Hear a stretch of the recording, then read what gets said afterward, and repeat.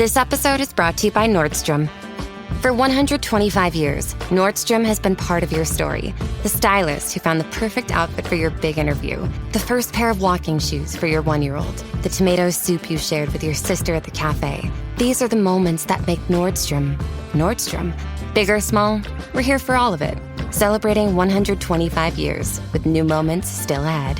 Discover it all in Nordstrom stores and at Nordstrom.com.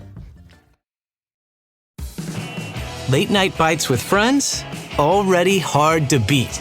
That first too hot bite of fries you couldn't wait for, followed by ice cold Pepsi. Now that hits different. Suddenly, the energy kicks back in, the night goes longer, and the laughs don't stop. Because Pepsi brings out more flavor, more fun, and more of the moment. Food deserves Pepsi. Grab a Pepsi Zero Sugar today. What's in the box? What's in the box? What's in the box? Oh, great. My printer toner cartridges finally arrived. Good morning, Night Vale.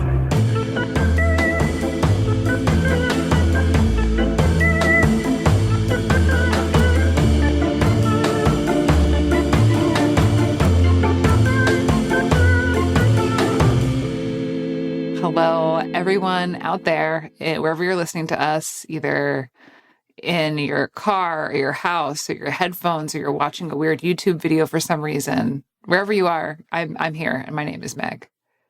Hello, everybody, specifically in the tri-state area who is listening solely through a small handheld, low-powered podcast player that you bought off of Temu. My name is Hal. And hello to that one person who is astral projecting into this recording right now. I'm Symphony. And this is Good Morning Night Vale. We've said it. In case anyone missed it, it's Good Morning Night Vale.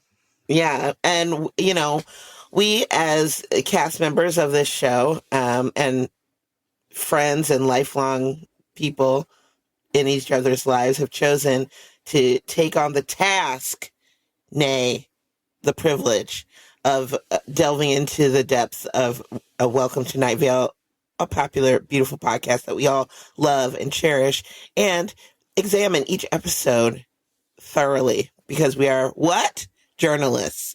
We are currently recording on Monday, August 17th at 10:03 p.m. Central Standard Time in the year of our spaghetti monster, 2026. Yep. And today we're covering episode 213 of the podcast Welcome to Night Vale, Murals. The original episode description of which is, the city council approves a controversial public art project. Let's talk about it? Let's talk about it. Yeah. Sure. Like a longer summary would be that there is murals are going up all over Night Vale by the popular street artist Bansky. And there's other stuff that's going on in Night Vale. We have a citizen spotlight. We hear more from Dana. There's a little bit about the stock exchange that we hear that's very funny. Mm-hmm. We catch up with Janet Lubell about what's going on. The murals are deemed too upsetting, and then they get replaced with ones that are also upsetting. But in a different sort of way, a way that makes the council love it, because children have pitchforks is good. Felt scary to me. Yeah. It made me think of all the murals in the Denver airport. Oh, God. Lord. Yes. The Denver airport, the most haunted place. Truly. I really appreciate that about the Denver airport, though, is that it feels intentional. No, it's not an accident that we've created this haunted place. There are people who are like, what would be really fucking awesome is if we made an airport bone-chillingly terrible. Yeah. I love that airport because it is so ooky spooky. And that when they say that there could be a shelter or some sort of government facility, military, installation underneath it, it's not too far out of the realm of possibility, because not only you've got Lucifer's spooky ass, who I love, outside guarding the barren wasteland that is everything outside the Pena. outside of the Denver airport. But inside, it looks like a scary alien ship with maybe eugenicized portraits. It's scary. It gives like, the people of tomorrow will be saved by Soylent Green, you know? And it's so far away from the city. Mm-hmm. It's like so out in the middle of nowhere. Very It's like Yeah. nothing surrounds it. It's not like, okay, well, it's like it's out a little bit out of town, but like, hey, at least there's stuff nearby. No, there's nothing nearby. No. No. And they moved it. It used to be right there, like by the city, and then they moved it further away, expanded it, and turned it into basically a museum for conspiracy theorists to go in and see. See, I told you. Yeah. Look at this mural. It's depicting the end of the world, which you don't want to see in an airport anyway. When you're about to fly, yeah, you want to be soothed. You should feel soothed and calmed, or in some way confused like a rat in a maze. And that's why I love O'Hare Airport. Yeah. Like I'm not seeing the end of the world when I'm at Newark Terminal C. Like, Yeah. The worst. Or baggage claim in Philadelphia. oh my God. Oh, Terrible. yeah. Or LAX. They're both Or horrible. baggage claim at LAX. So bad. Yeah. No, truly. The last time I flew, I was at baggage claim at LAX, and we had been delayed all day. It was horrible. Weather was bad. It was like so rough. We were 12 hours late. Everyone was like at the end. I had my 5-year-old with me, and we're all waiting for our bags. And there's bags coming out, but they're not our bags. And everyone's like, whose fucking bags are these? And everyone was coming over from like different ones, being like, are these my fucking bags? And then I look to the right, and like 3 carousels down, I see my bag, and I start running for it, and I get my bag, and I get my other bag, and then I come back to everyone, and I just shout to everyone at the baggage carousel, being like, guys, they're on 3. They're on 3. I can't leave you behind. So yeah. So airports are horrible, but the one in Denver, it's horrible on purpose. Yeah. They own it. So, which can make it kind of fun. It's an artistic choice. Yeah. Right. They've chosen artistically. It has an aesthetic. It's like, what if you took like the Addams Family, and then you also took like National Treasure, and you were like, Yeah. It's an airport with murals. That's right.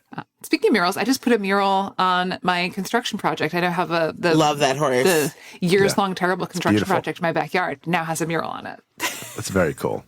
It looks great. It's very beautiful. And honestly, yours has an appropriate amount of legs. Yeah, the horse has just 4 legs, not 6 like the other one. Although The normal amount. Yeah. I did kind of, after reading about these murals, I was like, maybe we should do these murals somewhere. Yeah. I mean, okay. The one that did scare me was the man turned away. I didn't like that. Yeah, Too Blair Witch for you? that and scared Cecil too. Did it? Yeah, and then for what's to come, I guess like we can read that back. Maybe read back the section about. Okay. Cecil says, there's even a mural that went up near me. I can see it right across the street. The painting is of a man. It's in black and white. The man is turned to the viewer. He's sitting at a desk and leaning forward, staring into a window. And on the other side of the window is a mural of a man sitting at a desk, but facing the first man. These men are familiar. And I don't like it. Not one bit. So I think it's a little foreshadowing. I think I talked to Joseph about it tonight, and I was like, oh, we're doing murals. He's like, is that the one about Cecil's dad? And I was like, I didn't get that at all. He's like, it is.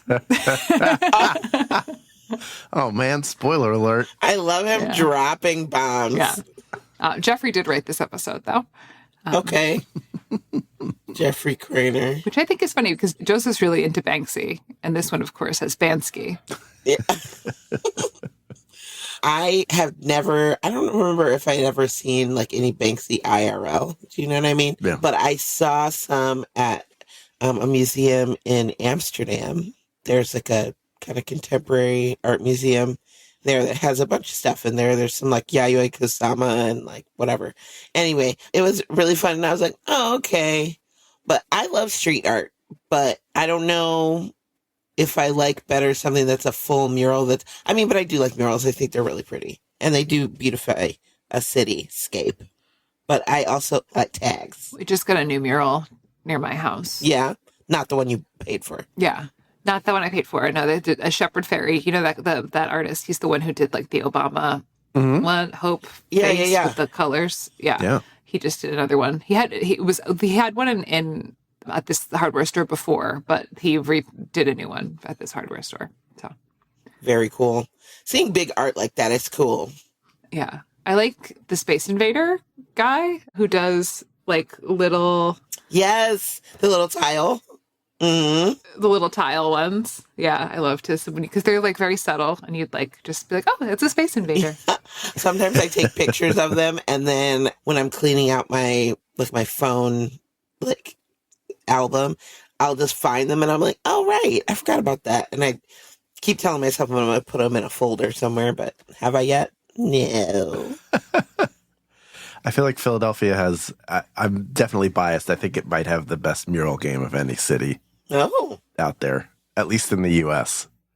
There are just tons of great street murals, including the Keith Haring one, which is in, oh my God, I can't even remember the name of where it is, the name of the neighborhood. But you've been gone too long. You need to go recharge. I've been gone too long. I need to go recharge my Philadelphia-ism. But there's a one went up like, it's so fast. Hoagie, tasty cake. Oh, thank you.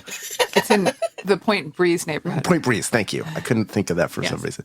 So recently, as of this recording, LeBron James recently signed with the Philadelphia 76ers. It was like within the last 3 weeks. And there's already a mural up on the side of a building of LeBron James in a Sixers uniform dunking. There's a very famous photo that was taken of him dunking with Dwayne Wade in front of him with his arms out. And instead of Dwayne Wade in this mural, it's Benjamin Franklin. So they've already done that. And it's detailed. It doesn't look like it was just thrown together. Like somebody came up with a great idea and got it up on the side of a building that fast. There's a lot of cool stuff like that. But body checking the fuck out of Ben Franklin. No, Ben Franklin's his teammate. He's like... he's helping him. He's like, check out what LeBron James is doing. I'm Benjamin Franklin. I invented electricity, remember? I do think Philadelphia, like Night Vale, is very much a city that's like, whose streets are streets. Mm-hmm. Like, it very much is like, this is our town. Yes. Truly. And so, especially like during sporting events, when people take to the streets. But yeah, there's a lot of public art. There's a lot of like, I feel like the people who live in Philadelphia have a lot of Philly pride and they feel a lot of ownership towards their city. Yes, that is true. 100%. It's the Night Vale of real life. Which is why also I think there's all this suspicion and like rightfully so with the university of what it is. Because they're asking too many damn questions and I don't like it. I don't like it. Or they're just answering questions and we don't like how they're answering them. Right. That's what I meant. That's what I'm saying. All of that.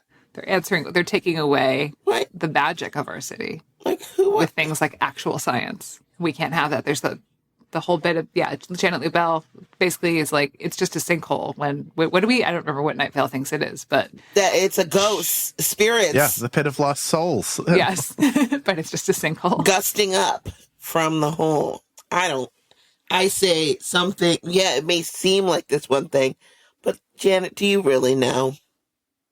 I don't like her. Love you, Janet Varney. Just can't. Yeah, Cecil doesn't like it either. That's how you know someone's doing a good job, though, is that you're mad about a character who's not a real person at all. Yeah, Cecil tells people if they see her to run away. As they should. Plug your ears and sing the Night Vale anthem of loyalty so loudly that you can't hear her untruths. Also, Cecil was very Cecil in this episode. Not only that part was like giving very interloper back, like old school, like don't learn stuff, don't go against the government type thing. But then also the thing about how he was talking to Dana and she told him not to tell anybody about the stuff that she was telling him. And he went and blabbed it on the goddamn radio. Yeah, it's always kind of like, and they told me not to say anything. And I didn't because I'm such a good person and good at telling secrets, good at keeping secrets. Cecil, you're telling us, babe. Well, but maybe Cecil doesn't know that we're listening. Then why is he calling us listeners? Maybe Cecil doesn't, because it could all just be in his We're head. just in Cecil's head. What if we're in Cecil's head? Maybe. You know what? all things are possible. Yeah. He could just be at home. With an unplugged radio, like in Better Off Dead? Yes. Or no, it's Wet Hot American Summer. The kid is broadcasting the entire time, like making announcements, and then you see at the end it's not plugged into anything. That's what I was thinking of. He was like, I so love good. Hot American Summer. So good. It is so good. One of the best things that acting that has ever been captured on film is the Paul Rudd, Janine Garofalo scene where he has to put like his tray back in the cafeteria. You gonna pick that up? Yeah. And anyone who's ever parented has had that scene played out in your house today. It's too real. Mm-hmm. Yeah. So Murals, you guys. And it's an episode about Cecil's dad. Which is crazy. Yeah. Do I want to know about Cecil's dad? Do I want to just close my eyes and have everything be okay? Yes. You know what? Am I from Night Vale then? Probably. Because I just want to be like, no, just don't look at it. Doesn't it feel like we deserve it in a way to have everything be okay for a little bit? Yeah. I feel like we go through too many things. Yeah. Well, and look, I get it. Like, as far as storytelling, like, you have to have, like, some sort of conflict and whatever for people to overcome and, like, so you can actually get to the plot or, like, the climax of the story. But also, I'm like, can't they just be like, yeah, and everything was nice and everybody was happy or whatever, and we went along the thing, doing our silly little things. La la, skipping, holding hands. It would be nice for us. Yeah. It happens. Yeah, but so, I mean, I don't feel like that's the case in Night Vale because we do get in such small doses, and Joseph and Jeffrey are actually pretty kind to their characters. Yeah. As far as that goes, they don't feel like we're getting like a ton of like painful trauma, a lot of weird trauma. Nobody's dying, but like there is the fear sometimes of losing what we have. Yeah. You know, and losing the authenticity. I think because Night Vale is you get so attached to their ways and the place itself, and it endears itself to you. Just like Carlos, like he at first wasn't sure, and then he realized he always belonged there. I feel like as a listener, you kind of get that same sort of thing. You're like, I know things are messed up sometimes, but you're somehow comforted because you know that that's part of this world. But like when something comes to threaten that world like fully, I don't know. I wasn't ever that upset about the whole thing with Hiram's family or anything like that or whatever. It's like, while that might be like dangerous and kind of scary, like were they really like, would anything have bad? I don't know. I just don't want anything to change. I'm afraid of change. You and Cecil both. Yeah. So maybe I'm just feeling the anxiety extra from the excellent storytelling. I get stressed. What can I do? This is a stressful life and a stressful place. That's why business is always booming at the Big Rico's and the Moonlight All Night Diner. Because stress makes you hungry. I was just listening to a podcast talking about how stress makes you hungry. Yeah, I get that. But does it make you calm to eat, though?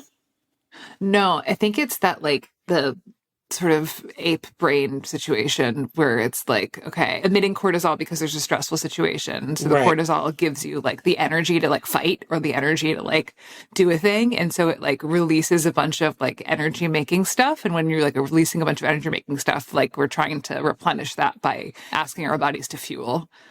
So it's like, I'm so fucking stressed out. I've released a bunch of cortisol. And then you're like, your body's like, okay, now after that's over, it's time to replenish the stocks because you have to go fight again. Or you just fought a whole bunch. Or you just, you ran away from the dinosaur, which you existed on the earth the same time with. You and Jesus. He's riding it. When there was only one set of dinosaur prints, he was riding the back of that dinosaur. Me and Jesus. Yeah. Oh, when me and Jesus were in the Paleolithic age, we was fighting dinosaurs. I would be so fucking... Do you think about how humans would freak the fuck out? We get scared of bugs. Oh. And we're like, if we saw a fucking dinosaur, we would lose it. Even if I saw one of the prehistoric fucking bugs, girl, I'd be out of it. I'd be like, you know what? That's when I take a header off of a big waterfall or something. I can't do it. Or all those scary ass fish. Yeah. Oh, them nasty looking things that are related to the hermit crabs. They just look like big centipedes. Oh, the horseshoe crabs? Oh, yeah. They have the spiky tails. Fucking disgusting. You always see shells of those on the Jersey Shore. I hate it. Burn it with fire. I saw 2 live ones when I was on the shore this summer. What? Mm-hmm. Pass. Were you like, get thee behind me, demon? I was like kind of into it because like it was not like it was in a manageable distance from me and the water was very clear. But you're still like you're surprised. It's surprising. It's a surprising thing. But yeah, I would be so freaked out if I had to live at the same time as dinosaurs. I could sometimes I'll get taken off guard by a squirrel if I'm on a walk and I see something moving in my periphery and they're like, oh fuck, but it's just a squirrel and that's fine. I'm scared of our current ocean. Yeah. And the things that are contained within that. I was walking Ruby the other night and some lady flagged me down and I was like, She was like kind of waving at me. And I'm like, fuck, I don't know you. Do I know you? And then she was like, there's a coyote. And I'm like, great. Okay. Not a socially awkward situation. That's good. Yeah. But we're going to get away from the coyote. Yeah. Because my dog is so small. Yeah. No, that's a real concern. Like, you don't want your dog to get bit up or yanked off. Yeah, it's tapas for a coyote. I think it would be hard. If I was there, I think Ruby would be okay. But it could, because Ruby's not going to see, Ruby's very simple. She's not going to see it.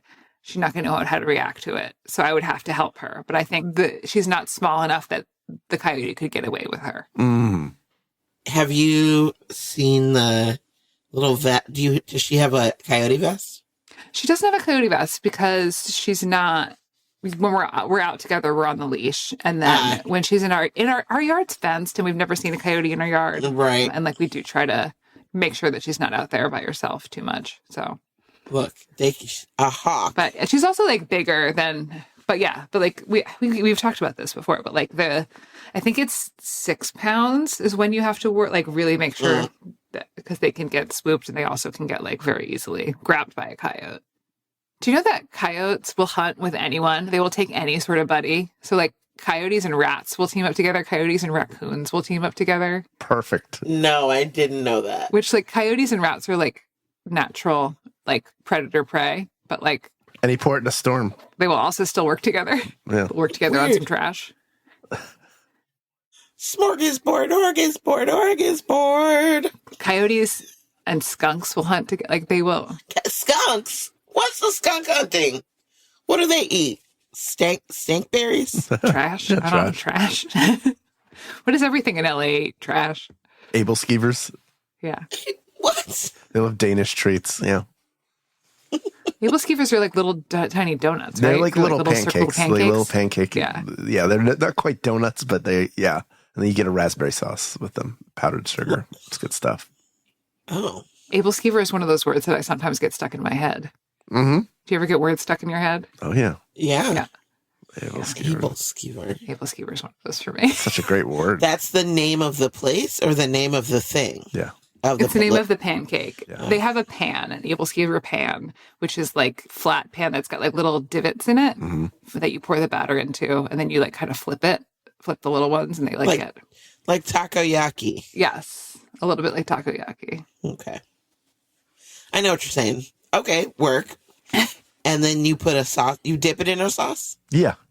Yeah, you dip in a sauce. Yeah, I've never had them. I've only ever seen cooking shows where like people are like, you have to cook it with an able skeever pan. Next group trip has to be to Solvang.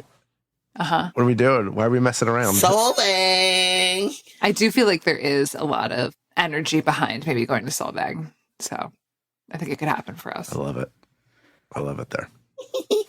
Is there like, can you do a weekend there or is it just like a day trip? You can do a weekend. I mean, if you don't have a ton to do, like you can go to wineries if that's something you're into. You can also just relax and sort of... But you're not into that. Why would we go there? I like visiting wineries. I just don't drink. For the able skeever. He was the able skeevers. I see your ruse. I get to pet dogs. Can I pet your dog? I love petting dogs. Yeah. Can I pet that dog? Okay. I took Ruby to pick up Iris at school today, and Ruby was very good, and she did not poop at pickup. Oh, good job. Good work. So I didn't have to stand there holding a bag of shit while talking to Iris's friend's parents. That's so good. Yeah, that has to be, you're like, wow, sorry I kind of stink, but my dog just decided to do the old number 2, ruin everything. Yeah, just like hold a conversation with you on a topic other than the bag of shit I'm holding in my hand. When else in life are you just holding a bag of shit and then like pretending like that's fine? I guess like it happens kind of in parenthood more than you would think, and in dog ownership more than you would think. But oh no, you are constantly holding bags of shit. As a person who dog walks, I like anytime people are always talking to me when I'm about to or have just picked up a bunch of shit. Also, the worst is when, have you ever been out and your dog bags run out? yeah, because your dog's like, I'm going to shit 3 times on this walk. And you're like, right? And you're like, you've literally never done that before. Yeah, the little plastic dog bone runs dry. The little dog bone bag holder. Yeah. It happened to me last week. Luckily, it was the 3rd poop. I was able to use a leaf and fling it into a trash can. Good job. But it does, although I will say that my neighborhood is very like, pick up after your dog shit. So there's a lot of like stations of dog bags that are that's around. great. That's really helpful. There's like, every block or so. And so sometimes if it's her second shit and I realize that bag was run out, next time I see a poop bag, I will grab one from someone's fence post or whatever. I've had to do the thing where I had to like look around and then like see if I could see another dog owner and be like, do you have an extra bag? Please, please. Because I walked out of the house and like didn't realize that there was only like one left, or the dog took 3 poops and you're like, oh wow, you've only ever taken 1 sometimes. So now you've got fucking cyclospora. What the hell? How are you guys doing with your cyclospora? Have you gotten it yet? Oh, it's so good. I'm really trying to curate it. I'm not eating lettuce. I have frozen vegetables. There's no way I could possibly know. It's always diarrhea. You know that sign that they have by the pool that's like, if you had diarrhea within 14 days, don't come in. You're like, well, guess I'm never going in the pool then. Yeah. Guess who's done swimming? Guess who's never gone in the pool? This guy. I keep seeing all of your posts, Symphony. You're like, oh, I had to try out this ice cream. I had to try out this cheese. I'm like, all I'm thinking is that woman has got to be. I want to reply, but I know it's not going to show up as a message to you and go like, what's going on? Is everything? Have you had a procedure or something that made you more tolerant of those things? No, I honestly, some of it, like the Yasso stuff, that's all non-dairy. I see. And then the other stuff, I invest heavily in Lactaid, my love. All right. Okay. I was just curious. And at this time of year, like I'm doing a lot of ice cream stuff. Yeah. So that's just how it is. Now's the time. You got to get in on big cream, big ice cream. Yeah. So the dairy lobby. There's always bucks. There's always bucks in ice cream. Big money in dairy. And there'll always be a Lactaid pill under my tongue. Does that work for you? The Lactaid it makes things manageable. Yeah. Like I also, it doesn't bother me as much with like things made from it. If I'm not eating anything else that has like dairy in it, it's fine. You know what I mean? It's also like an overload. Like if I was also to have ice cream and cheese and some milk and a coffee, I would ABS. Always be shitting. Niagara Falls. Is that what IBS? Is that what IBS stands for? I always be shitting. Uh-huh. I'd be shitting. I'd be shitting. But if it's just like everything else has been like relatively clean and not upsetting my stomach, and I have like one thing of ice cream, I'm not gonna explode. You can go swimming. Yeah. I might be propelled by my farts, but, kept aloft by my own flatulence. But look, it's a normal part of life. We talked about the podcast. We talked about Welcome to Night Vale podcast. We talked about Food, and we've talked about shitting. What else is there? So we've satisfied the core tenets of our show. Yeah. All the pillars are there. We can. Yes. The building will All right. stand. Mm-hmm.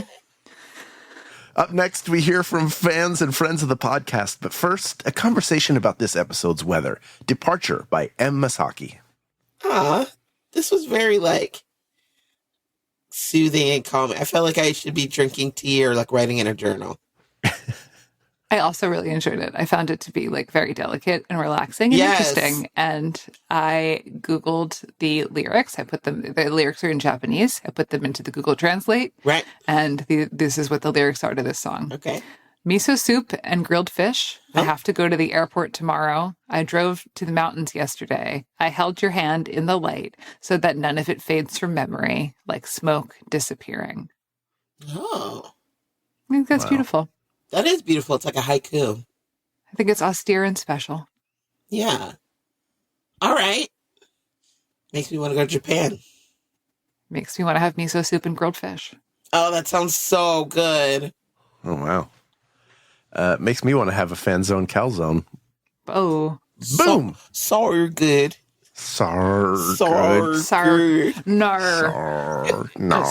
Lately, I've been all over the place. Between touring, dog sitting, and traveling, my routine has become non-existent. Now that my travel schedule has slowed down, I need to get back to eating real food and not just grabbing what I can when I can. And Factor is making that easier for me. Factor meals are ready in 2 minutes and require little to no prep and no cleanup. So even on the days when my schedule is completely out of whack, eating well is still achievable. Like today, I had 3 meetings and a client. By the time I was done, I was hungry and I just needed to eat. So I grabbed the Beurre Blanc filet mignon with Parmesan risotto and it was delicious. I was amazed at how tender it was and how flavorful the risotto was and saved me from having to pick something up quick. And in 2 minutes, I had something healthy, fresh, and delicious. So if you like fast, easy, and delicious meals, I think you would like Factor meals too. Let's eat real. Head to factormeals.com/GMNV50OFF and use code GMNV50OFF to get 50% off and 1 free breakfast item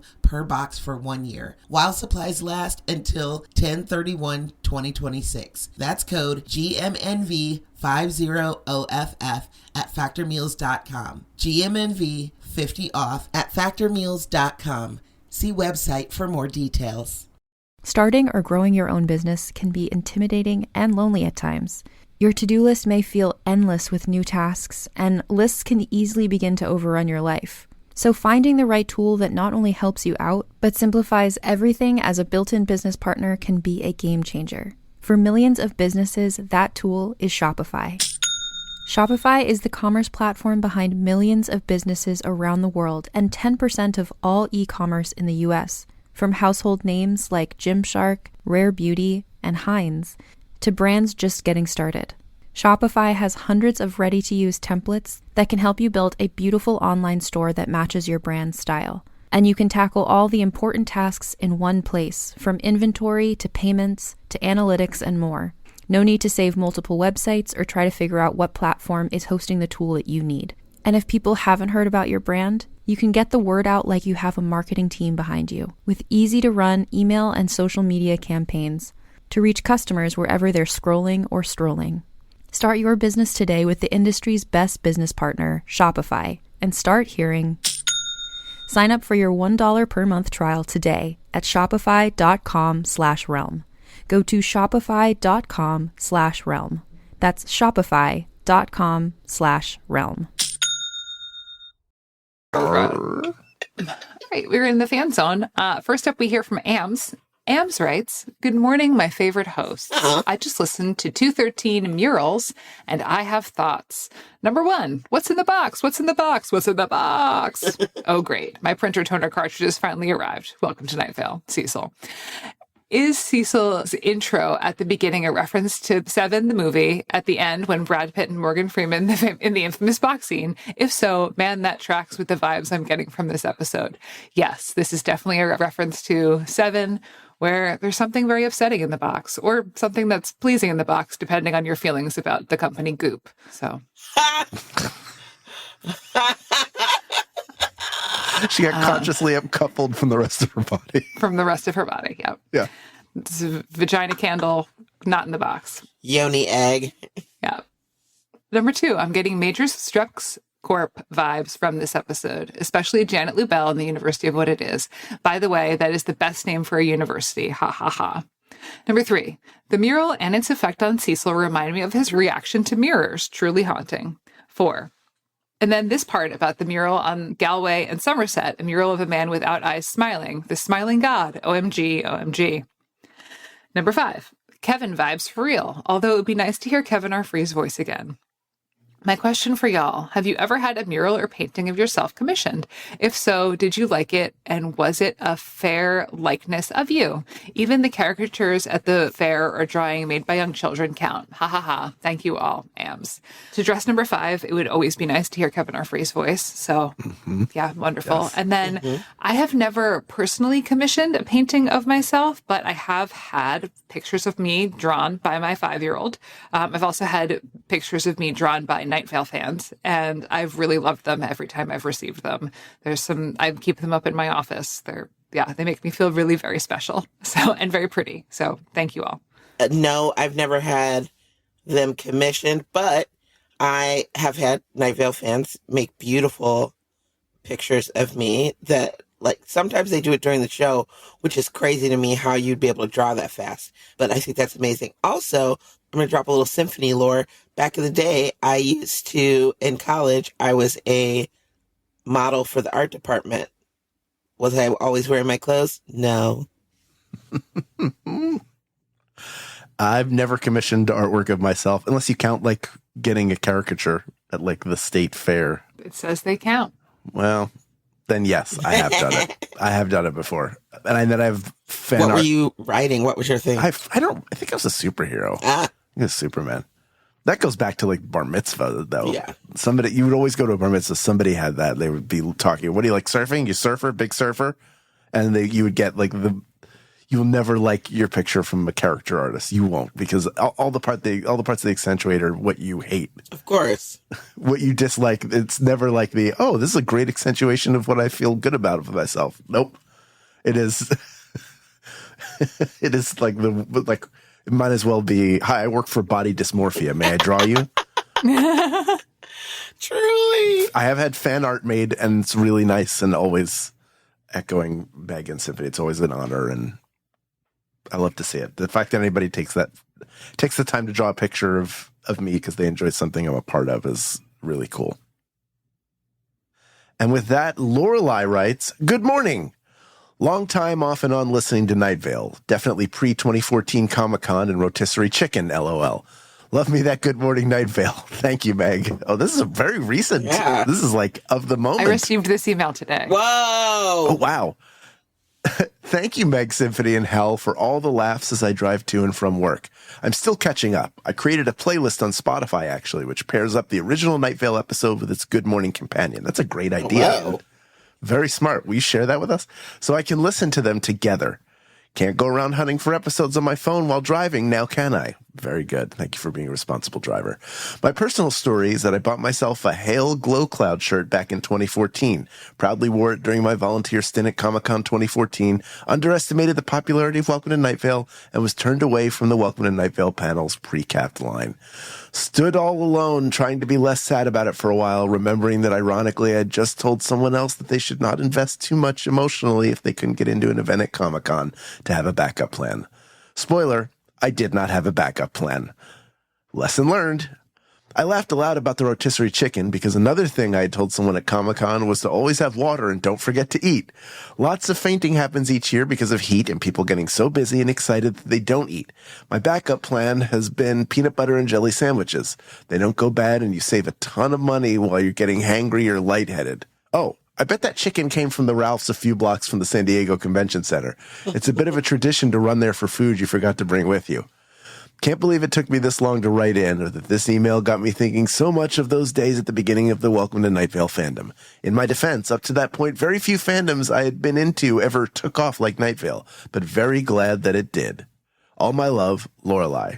Thank you, Lorelei. I'm sure it was from the Ralph. But I could ask. I bet you if I ask her, she would remember where it was from. I feel like I'm going to be embarrassed when you asked her. Because, she probably didn't want to be, clocked as the girl eating the chicken, but... She's going to come on the show eventually, and we're going to confront her about it. Yeah. We need to talk about the chicken. Yeah. We'll confront her. We need to have an intervention about the chicken. How are you so cool? It's unfair that you were so cool. Yeah. Why are you so cool? It personally affected me by you being so cool.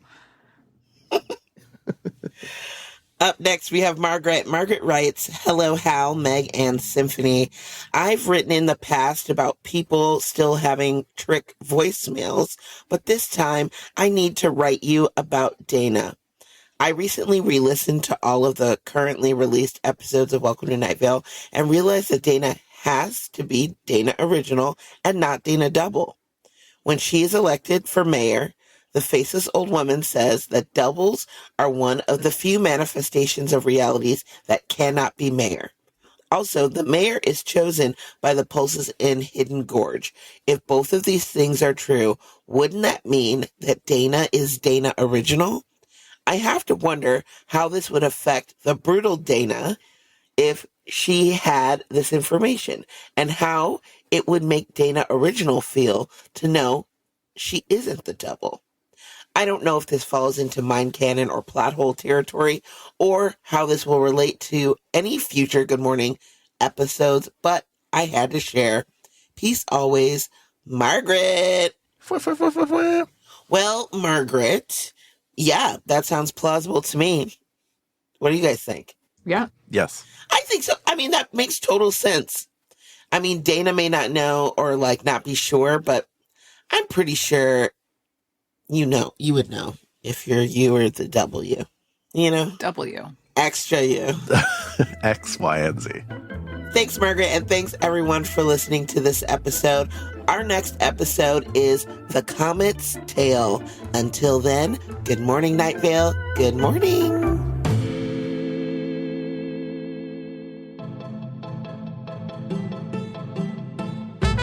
Good Morning Night Vale is a Night Vale Presents production. It is hosted by Symphony Sanders, Meg Bashwiner, and Hal Lublin.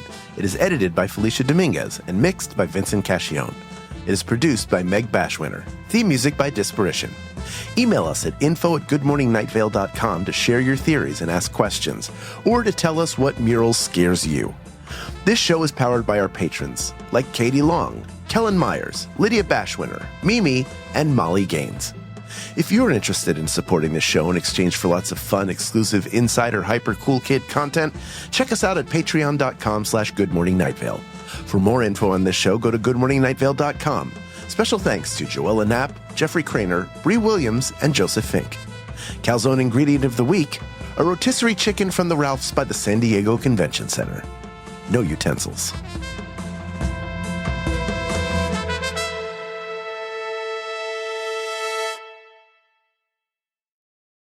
This episode is brought to you by ChatGPT. Hey, it's Bill Simmons from the Bill Simmons Podcast. Have you guys heard about ChatGPT work? It's the new way to use ChatGPT for bigger multi-step projects. And when you need more than just answers, give ChatGPT work access to your apps and files, and it can create real work documents like spreadsheets, slides, and structured reports. Get started at chatgpt.com by selecting work mode, available on Plus and Pro plans. I'm not giving up. I am selling the building. The final season of FX's The Bear. The restaurant is flooded. Everything's either going to be okay. No, stop! Or not. We are outgunned and we are outmanned, but we have each other. FX's The Bear, the final season. All episodes now streaming on Disney+.